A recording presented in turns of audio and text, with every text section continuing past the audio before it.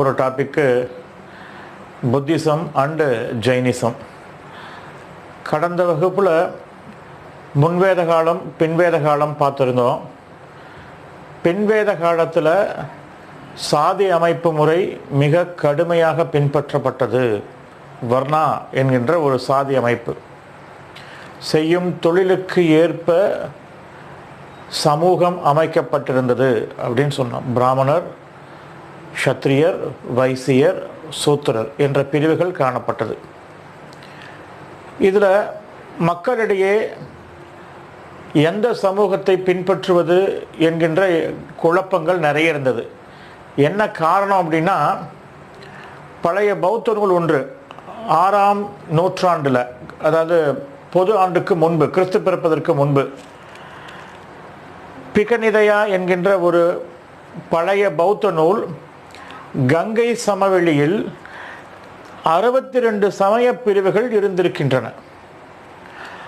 அப்போ கடவுளை அடைய வேண்டும், அடுத்த பிறப்பொன்று இருக்கக்கூடாது என்பதற்காக அத்தனை மக்களும் என்ன செய்வதென்று முழித்து கொண்டிருக்கும் பொழுது, சமூகத்தில் உயரிய அந்தஸ்து கொண்ட பிராமணர்கள் சொல்லக்கூடிய மந்திர உபசாடனங்கள், யாகங்கள், வழிமுறைகளை அவர்கள் பின்பற்ற வேண்டியதாக இருந்தது. இது உயர்ந்த குடிமக்களுக்கும் செல்வந்தர்களுக்கும் மிக பொருத்தமாக இருந்தது. ஏனென்றால் யாகங்கள் மிக நீண்டதாகவும் மிக செலவு பிடிக்கக்கூடியதாகவும் இருந்துச்சு. உலகம் முழுவதுமே இந்த பிரச்சனை காணப்பட்டது. கிறிஸ்து பிறப்பதற்கு முன்பு 6ஆம் நூற்றாண்டில் சீனாவில் கன்ஃபூசியஸ் என்கின்ற மதமும், பாரசீகத்தில் சொராஸ்ட்ரியம் என்ற மதமும் அப்பொழுதுதான் புதிதாக உருவாச்சு. அப்போ மக்கள், ஏழை எளிய மக்கள் கடவுளை அடைய வேண்டும் என்பதற்காக வழி தெரியாமல் திகைத்து கொண்டிருக்கும் பொழுது அவர்களை வழிகாட்ட உதயமானதுதான் 2 பிரிவுகள். சமணம் அல்லது ஆருகதம் என்று சொல்லக்கூடிய ஜெயினிசம், புத்த மதம், சாக்கிய மதம் என்று வேறொரு பெயர் உண்டு, பாலி பௌத்தம் என்றொரு பெயர் உண்டு, திருமுறை பௌத்தம் என்றும் அழைக்கப்படுகின்றது. 6ஆம் நூற்றாண்டில் ஆன்மீகம் மிகச் சிறப்பாக வளர்ச்சி அடைந்துச்சு என்று சொன்ன அறிஞர் வில் டுரண்ட் என்பவர் ஷவர் ஆஃப் ஸ்டார்ஸ், நட்சத்திரங்களின் மழை என்று சொல்கின்றார்.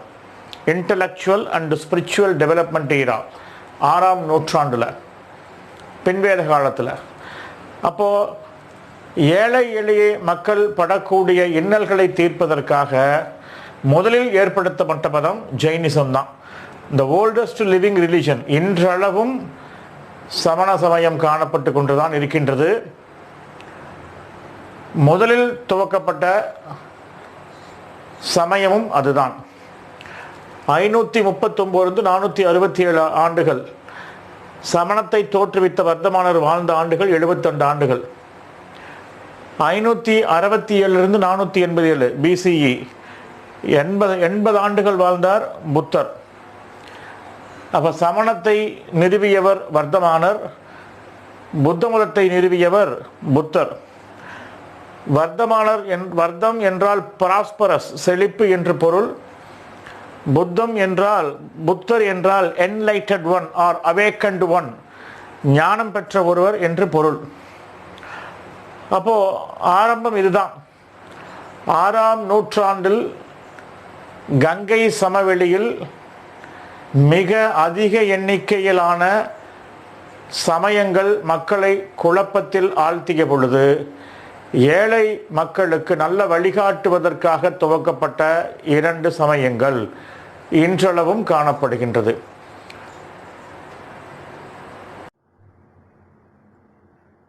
சமண சமயத்தினுடைய சான்றுகளை பற்றி பார்க்க போறோம். அதில் மிக முக்கியமானது மகாவீருடைய சீடர் கௌதம சுவாமி என்பவர் எழுதிய ஆகம சித்தாந்தங்கள். சமணத்தினுடைய மிக முக்கியமான நூல் ஒன்று. இரண்டாவது, மகாவீரர் இறந்ததுக்கு பின்பு சமண சங்கீதைகள், சமண கூட்டங்கள்ல 2 கூட்டங்கள் நடைபெற்றது. அதுல சமண மத நூல்களாக புனித நூல்களாக அங்கங்களும் பூர்வங்களும் தொகுக்கப்பட்டது. மூன்றாவது சமண சமயத்தினுடைய மிக முக்கியமான நெற்கிறந்தர் பத்ரபாகு ஆவார். பத்ரபாகு எழுதிய கல்பசூத்திரம் மிக முக்கியமான சமண நூலாகும். ஹேமச்சந்திரர் என்பவர் எழுதிய குஜராத் வரலாறு மற்றும் யோக சூத்ரா இவை இரண்டுமே சமண நூல்களாகும். வட இந்திய கங்கை சமவெளியில் கடும் வறட்சி நிலவிய பொழுது சமணர்கள் தென்னிந்தியாவை நோக்கி வர துவங்கினர்.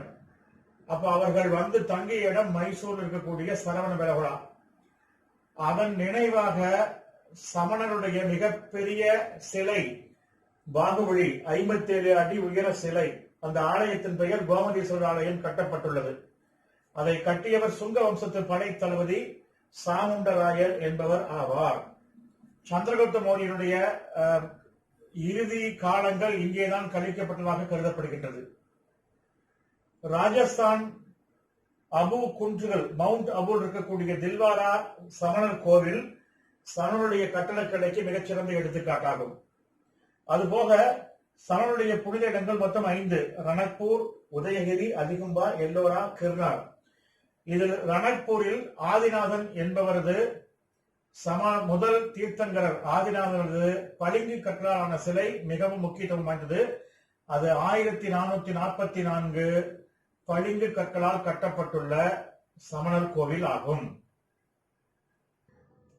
தமிழகத்தில் சமணர்களுக்கு உண்டான சான்றுகள் நிறைய நூல்கள் காணப்படுகின்றது.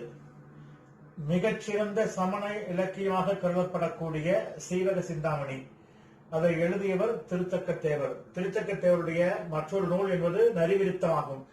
நரிவிருத்தத்திற்கு பின்பு வந்ததுதான் சீவக சிந்தாமணி ஆகும்.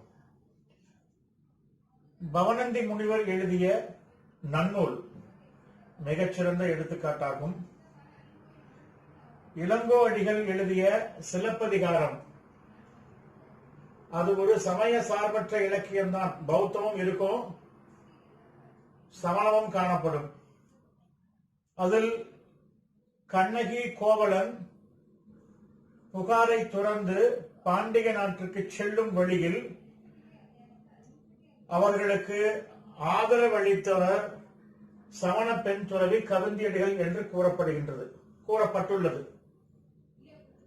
மேலும் பாண்டியன் அரிகேசரி என்பவர் சமணத்தை தழுவியிருந்தார்.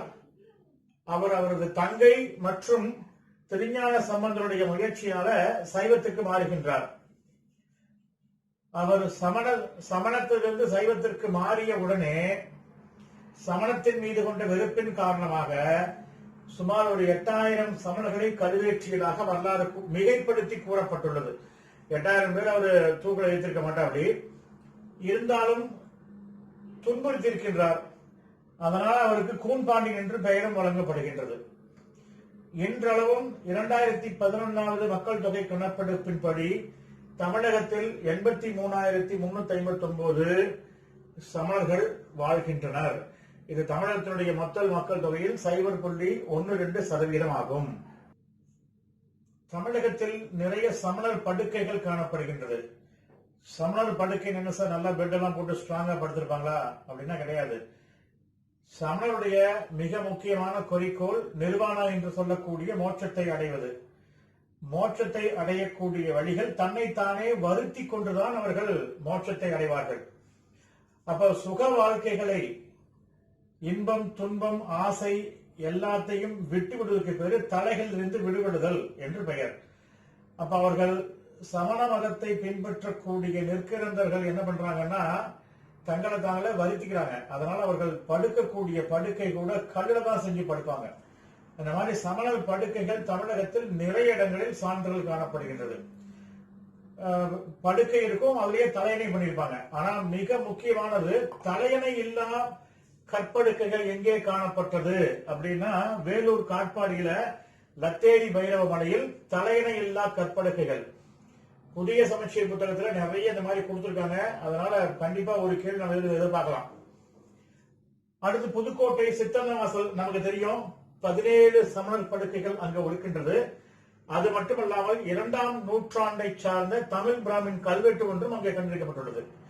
அப்ப மிக முக்கியமான தொல்பொருள் சின்னமாக கருதப்படக்கூடிய Sittanavasal archaeological survey of India இந்திய தொல்லியல் துறையால் 1958ஆம் ஆண்டு கைப்பற்றப்பட்டு அது பாதுகாக்கப்பட்டு வருகின்றது. மூன்றாவது, மதுரை கிட்டத்தட்ட 200க்கும் மேற்பட்ட கற்படுக்கைகள் அங்கே காணப்படுகின்றது. கீழக்குயில் குடி, அரிட்டாப்பட்டி இவைதான் மிக முக்கியமான பாண்டவர் படுக்கைகள் காணப்படக்கூடிய இடம். இது எந்த மன்னனுடைய ஆராய்ச்சி காலத்தில் அப்படின்னா பராந்தக வீரநாராயண பாண்டியனுடைய ஆட்சி காலத்தில் கிடைத்தது என்று சொல்லப்படுகின்றது. நம்ம அறவோர் பள்ளி அப்படின்னு சொல்லுவாங்க, சமணர் வாழக்கூடிய இடம், அதுக்குதான் அறவோர் பள்ளின்னு பேரு. இது நம்ம கிட்ட மணிமேகலை இலக்கியத்துல இந்த குறிப்புகள் காணப்படுகின்றது. அது மட்டுமல்லாமல் தூத்துக்குடி கோவில்பட்டி கழுகுமலையில சமணர் கோவில் ஒன்றும் இருக்கின்றது. அது யாருடைய ஆட்சி காலம் அப்படின்னா பராந்தக நெடுஞ்சடை பாண்டியனுடைய ஆட்சி காலத்தில் கட்டப்பட்ட சமணர் கோவில். அதுபோக காஞ்சி என்பது பௌத்த மையமாக வந்திருக்கின்றது, ஜைன மையமாக வந்திருக்கின்றது. ஜீன காஞ்சி என்று சொல்லப்படக்கூடிய திருப்பருத்தி குன்றத்துல சந்திரபிரபா என்கின்ற ஒரு கோவில் இருக்கின்றது. பல்வேறு காரணத்தினால அது கொஞ்சம் நலிவடைந்து போயிருக்கும் பொழுது விஜயநகர ஆட்சி காலத்துல அந்த அமைச்சருடன் சேர்ந்து இருகப்பா என்பவர் 1387 அதை புதுப்பித்ததாக ஒரு வரலாறு காணப்படுகின்றது. அதுபோக திருவண்ணாமலை ஆரணியில நேமிநாதர் 22வது தீர்த்தங்கர் பார்த்து நம்ம அவரது 12 மீட்டர் உயர சிலை ஒன்று இருக்கின்றது. தமிழகத்திலேயே மிக உயரமான சமணர் சிலை என்றால் அது நேமிநாதர் சிலை காணப்படக்கூடிய இடமாகும். இப்பொழுது புத்த சமயம் இருந்ததற்கான சான்றுகள் பற்றி பார்க்க போகின்றோம். முதல்ல ஜாதக கதைகள் என்கின்ற புத்தகம் புத்தருடைய வாழ்க்கையை பற்றி எடுத்துரைக்கின்றது. இரண்டாவது புத்தகம் புத்த வம்சம். இந்த புத்த வம்சம் என்ற புத்தகத்தில் புத்தருக்கு முன்பாகவே 24 புத்தர்கள் இருந்ததாக வரலாறு கூறப்படுகின்றது. ஒரு சில பேச்சுக்குழி வழக்கில் புத்தர் விஷ்ணுவுடைய அவதாரம் என்று வழங்கப்படுகின்றார். மூன்றாவது புத்த கோஷா என்ற புத்தகத்தை எழுதியவர் விசுத்தி மக்கா. இவரே முதல் புத்த உரையாசிரியர் என்று வழங்கப்படுகின்றார். மத்த விலாச பிரகாசனம் இது ஒரு கேலி தழுவல் நாடகம், எழுதியவர் மகேந்திரவர்மன். இதில் புத்த மதம் தோல்வியை தழுவுகின்றது என்று குறிப்பிடப்பட்டுள்ளது. இலங்கை மகாவம்சம் புத்த சமயத்தில் இருந்தவர்களை பற்றிய குறிப்புகள், தீபவம்சம் புத்த மதத்தினுடைய போதனைகள் இன்றளவும் மிகச்சிறந்த இலக்கியங்களாக கருதப்படுகின்றது. இலங்கையில் மிடிந்த பங்கா, சமஸ்கிருதத்தில் மிடிந்தாவுடைய கேள்விகள் என்று பொருள். இந்தோ பாக்தியாவை சேர்ந்த அரசன் மிலிந்தாவிற்கும் பௌத்த துறவி நாகேசனர் இருவருக்கும் இடையே நடந்த உரையாடலுடைய தொகுப்பு தான் மிடிந்த பங்கா. புத்த சரிதத்தை எழுதியவர் அஸ்வகோஷர். தமிழக இலக்கியங்கள்ல மணிமேகலை, குண்டலகேசி, 11ஆம் நூற்றாண்டைச் சேர்ந்த வீரசோழிகள் இவையெல்லாம் புத்த சமயம் தமிழகத்தில் இருந்ததற்கான சான்றுகளை எடுத்துரைக்கின்ற நூல்களாகும். அடுத்தது நம்ம பார்க்கிறது சைத்தியங்கள். சைத்தியங்கள் என்பது புத்த மத துறவிகள் பிரார்த்தனைகள் நடத்தக்கூடிய கூடம், தி மெடிடேஷன் ஹால். அடுத்து விகாரங்கள் என்பது புத்த மத துறவிகள் வாழக்கூடிய இடம், தி லிவிங் குவார்டர்ஸ். பீகார் என்கின்ற வார்த்தையை விகாரில் இருந்து வந்ததுதான் அப்படின்னு சொல்றாங்க. இந்த விகாரங்களை பொறுத்த வரைக்கும் ஒரு தமிழகத்தில் இருக்கக்கூடிய ஒரு சாட்சியம், ஸ்ரீ விஜயா அரசர் கட்டியது சூடாமணி விகாரை. அதை ஆதரவு அளித்தவர் ராஜராஜ சோழன் என்கின்ற சான்று நம்ம கிட்ட இருக்கு. அதுபோக நாலந்தா பல்கலைக்கழகத்தை குமாரகுப்தர் தான் ஏற்படுத்தியிருந்தார். அதுல 7ஆம் நூற்றாண்டுல வந்து தங்கி படித்தவர் புனித பயணிகளின் இளவரசன் என்று அழைக்கக்கூடிய யுவான் சுவான். அவர் எழுதிய பயண குறிப்புகளுக்கு பேரு சியோக்கின்னு பேரு. அவர் நிறைய சொல்லியிருக்கா. அப்படி 10,000 மாணவர்கள் வரைக்கும் அவங்க படிச்சாங்க அப்படின்னு சொல்லியிருக்காரு. 1500 ஆசிரியர்கள் பௌத்தத்தை அங்க போதிச்சிருக்காங்க. ஹர்ஷரை பௌத்த மதத்திற்கு மாற்றியவர் யுவான் சுவான் தான். அது இல்லாம 7ஆம் நூற்றாண்டுல இவர் காஞ்சிக்கும் வருகை தந்திருக்கின்றார். காஞ்சியில 100 அடி புத்தர் சிலையை பார்த்ததாக குறிப்பும் எழுதி வைத்திருக்கின்றார். காஞ்சி நமக்கு தெரியும் புத்த மையம் என்றும் அழைக்கப்படுகின்றது. இங்கிருந்து நாலந்தா, விக்ரமசீலா பல்கலைக்கழகங்களுக்கு காஞ்சியில் பிறந்து சென்றவர்கள் தின்னகர்னு ஒருத்தர், தருமபாலர்னு ஒருத்தர். அதுபோக வஜ்ரபோதி 2ஆம் நரசிம்ம பல்லவன் அவையில் இருந்தவர், பௌத்த துறவி ஒருத்தர். அவர்தான் சீரம் சென்றவர் அப்படின்னு பார்க்கிறோம். இது நம்ம அந்த திரைப்படங்கள்ல கூட நம்ம பார்த்திருப்போம். அந்த 7ஆம் அறிவு என்கின்ற ஒரு திரைப்படத்துல தமிழகத்திலிருந்து சீரம் சென்றவர் ஒருவர் அப்படின்னு பார்த்திருப்போம். அவர் தான் வஜ்ரபோதி.